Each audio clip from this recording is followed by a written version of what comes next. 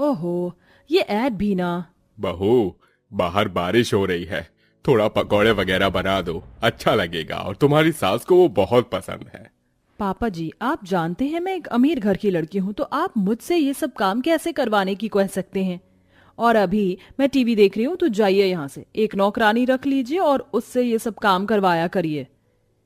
अरे क्यों मेरी बहू को तंग कर रहे हो? जरूरी है ये पकौड़े वगैरह खाना? अभी 2 दिन पहले बारिश में खाए थे, चुपचाप जाकर अंदर लेट जाओ।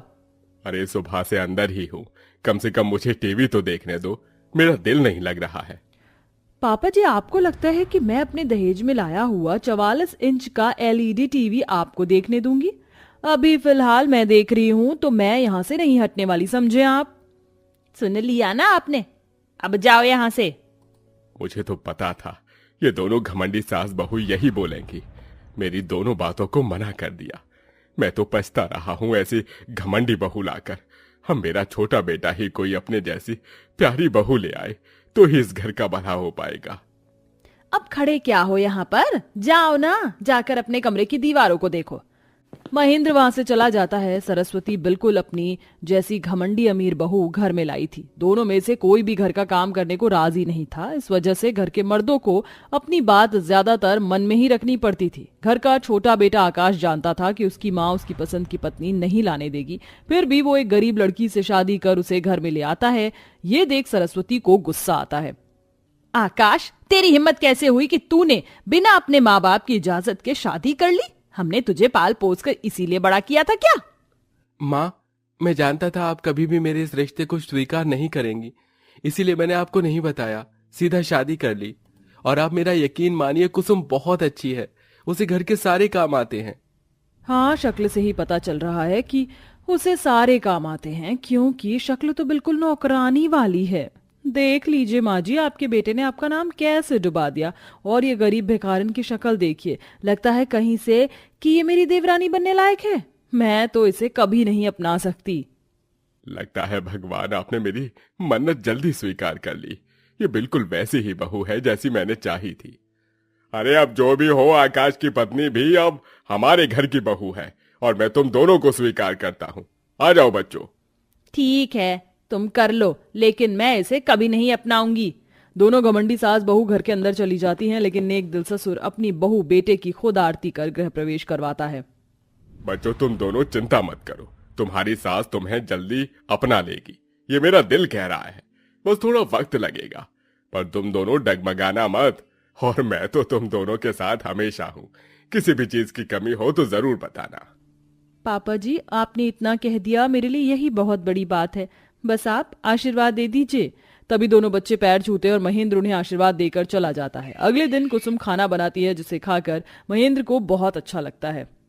वाह बहू वाह, बरसों बाद इतना देहाती और अच्छा खाना खाया है। वाह भाई वाह। मैंने, वरना ये तेरी सास ने तो मुझे ये सब बना कर ही नहीं दिया कभी। लगता है नई बहू के आते ही तुम्हारी जुबान ज्यादा चल रही है। लाइन पर लाऊं क्या? कुछ नहीं, ऐसे ही मेरे मुंह से निकल गया। आज तक अपने हाथ का बनाया खाना नहीं खाया, कम से कम यही खाकर खुश हो जाओ तुम भी। पापा जी, मैंने आपको पहले ही कहा था ये सब मैं नहीं करने वाली, और इसकी तुलना मेरे से करने की कोई जरूरत नहीं है। ये कहते ही माही और सरस्वती वहां से ऊपर चले जाते हैं। कुसुम, तुम्हारी जेठानी ऐसी है तो आदत डाल लो, क्योंकि वो सुधरने वाली नहीं है।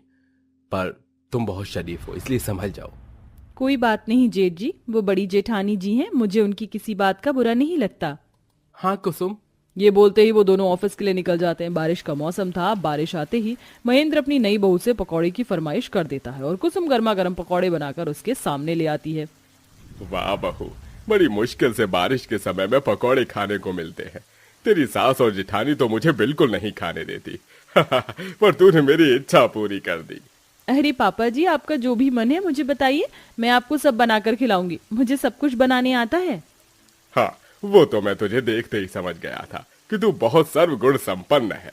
उन दोनों को हंसता मुस्कुराता देख माही को जलन हो जाती है।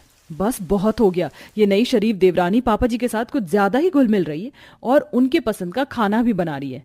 कहीं यही करते करते इसने घर का हिस्सा अपने नाम करवा लिया तो नहीं, मुझे घर का बंटवारा करना होगा और ये पूरा घर मेरा होगा, सिर्फ मेरा। अभी माँ जी के पास जाती हूँ। माही तुरंत अपनी सास के पास जाकर उनके कान भर देती है। माँ जी, मुझे तो लगता है वो नई देवरानी कहीं इस घर पर कब्जा ना कर ले। आजकल पापा जी के साथ उसका हाथ का बना हुआ खाना वो बहुत खा रहे हैं, तारीफ कर रहे हैं। माँ जी, मुझे मेरा हिस्सा चाहिए और मैं गरीब नौकरानी देवरानी के साथ नहीं रह सकती। ठीक है बहू, मैं भी उसे इस घर में नहीं देखना चाहती हूँ। अरे ओ गरीब शरीफ देवरानी, यहाँ। सरस्वती के तेज चिल्लाने से घर के सारे लोग वहीं मौजूद हो जाते हैं। जी माँ जी, क्या हुआ? हाँ बताओ, क्या हुआ?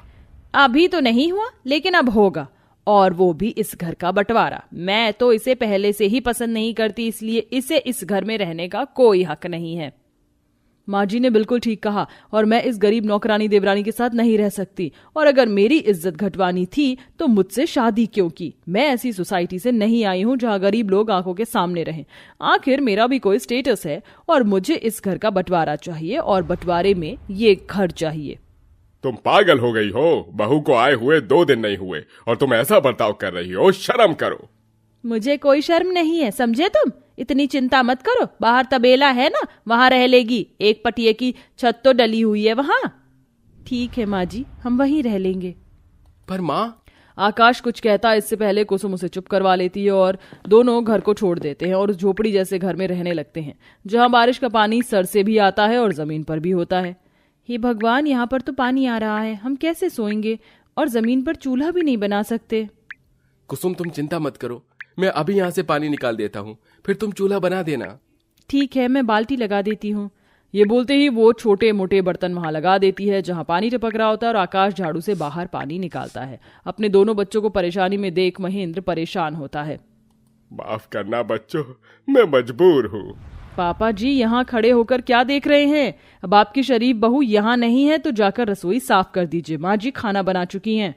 देखो, तुम अपनी सास को अपनी बातों में फंसा सकती हो, मुझे नहीं। अगर आपने मेरी बात नहीं मानी तो देखना मैं आपकी प्यारी बहू को कितना परेशान करूंगी। नहीं, तुम ऐसा मत करना, मैं करता हूँ। मजबूरन महेंद्र को घमंडी जेठानी के कहने पर रसोई का काम करना पड़ता है, और 3-4 दिनों में माही उन पर अत्याचार करने लगती है। वहीं बारिश में कुसुम और आकाश को परेशान होना पड़ता है। इस बारिश ने तो एकदम परेशान कर दिया है। अरे हाँ, यहाँ तिरपाल पड़ी है, हम दोनों इसे लगा लेते हैं। दोनों पति पत्नी घर के ऊपर तिरपाल लगा देते हैं। तभी थोड़ी थोड़ी उन्हें घर में से आवाज आ रही थी। मुझे ऐसा लग रहा है कि घर में लड़ाई हो रही है, लेकिन हम जा नहीं सकते। हाँ, छोड़िए। माँ जी, मैंने आपसे कहा था ना, मुझे ऐसी कम नमक मिर्च वाली सब्जी नहीं पसंद, तो क्यों बनाई? और झाड़ू पोछा करने के लिए कहा था, वो भी नहीं किया। बारिश का पानी अंदर आ गया है, जाइए जाकर साफ कीजिए। बहू, मैं कुछ नहीं करने वाली, भूल मत, मैं तेरी सास हूँ। मैंने तेरे लिए इतना कुछ किया और आज तू मुझ पर ही रौब जमा रही है। नहीं करूंगी मैं कोई काम। भूलिए मत, आपने अपने शुभ हाथों से पूरी प्रॉपर्टी को मेरे नाम कर दिया है, इसलिए इस घर से निकलने का आपका टाइम आ गया है। आप यहाँ क्या कर रही हैं? आपको भी घर से जाना होगा। घमंडी माही अपने बूढ़े सास ससुर को बारिश में ही घर से बाहर धक्के मार कर निकाल देती है। अब सड़िए यहाँ पर। बहू, तूने मेरे साथ बहुत गलत किया है। मैं तुम्हें पहले ही समझ आता था, देख लो, आज इसने अपने रंग दिखा ही दिए। माँ जी, पापा जी, आकाश जी, जल्दी चलिए। दोनों सास ससुर को अपने तबेले वाली झोपड़ी में ले जाते हैं, उन्हें पोंछते हैं। माँ जी, पापा जी, आप दोनों की ये हालत कैसे हुई? क्या जेठानी जी ने आपके साथ ये किया? बहू, ये बंटवारा करने का नतीजा है जो मुझे भुगतना पड़ रहा है। तेरे पापा जी तो मुझे समझाते रहे, लेकिन मैं नहीं मानी। आज मेरा घमंड टूट गया, लेकिन अब उसे लाइन पर लाना होगा। मुझे माफ कर दे बहू, मुझे माफ कर दे। बहू, उस घर में वापस चल, वो तेरा भी घर है, वहाँ तेरा भी हिस्सा है। कोई बात नहीं माँ जी, पापा जी, मुझे हिस्सा नहीं चाहिए। और माँ जी, आपको माफी मांगने की भी कोई जरूरत नहीं है, आप समझ गई, यही बहुत है। मैं जानता था माँ, एक दिन आप मेरी पत्नी को अपना ही लेंगी, वो है ही इतनी अच्छी। तभी सास अपनी बहू को गले लगा लेती है और दोनों सास ससुर उनके साथ घर में रहते हैं। एक हफ्ते में ही घर का खुद काम करके घमंडी जेठानी का घमंड टूट जाता है और रोहित को भी उसके किए बर्ताव का पता चल जाता है। इसके बाद वो माही को डिवोर्स देने की बात करता है। उसी वक्त घमंडी जेठानी को अपनी गलती का एहसास होता है और वह माफी मांगकर अपने पूरे परिवार को घर में बुला लेती है, जिसके बाद सब एक साथ खुशी खुशी रहने लगते हैं।